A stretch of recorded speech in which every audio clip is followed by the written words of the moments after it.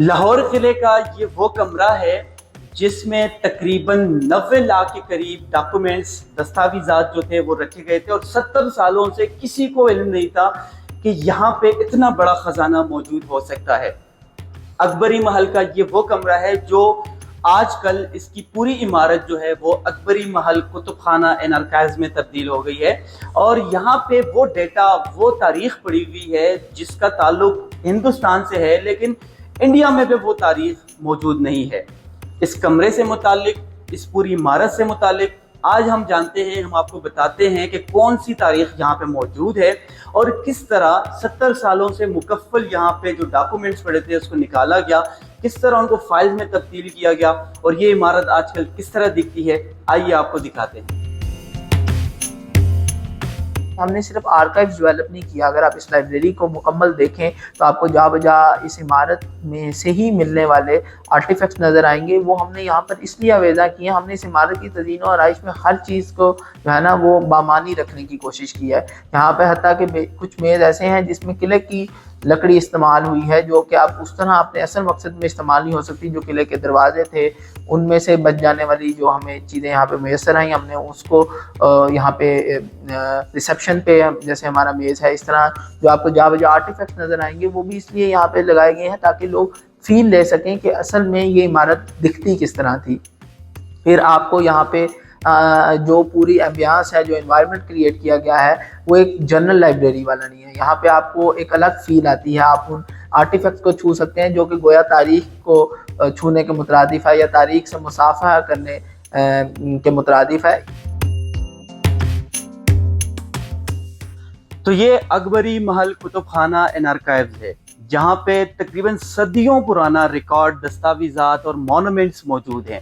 आपने अक्सर सुना होगा कि जब ताजमहल की तामीर हो रही थी उस वक्त मजदूरों के हाथ काट लिए गए और उनका कोई रिकॉर्ड मौजूद नहीं है, जबकि ये लाहौर में एक ऐसी जगह है जहाँ पे बरसगीर हिंदुस्तान में जितनी भी यहाँ पे इमारतें बनी हैं, तारीखी इमारतें हैं, वहाँ किन किन मजदूरों ने कौन सा कब काम किया उनका रिकॉर्ड, उनकी हाजिरी मौजूद है। यहाँ तक कि वादी सिंध की तहजीब जब दरियाफ्त की जा रही थी उस खुदाई में जिन मजदूरों ने काम किया था उनका रिकॉर्ड भी मौजूद है।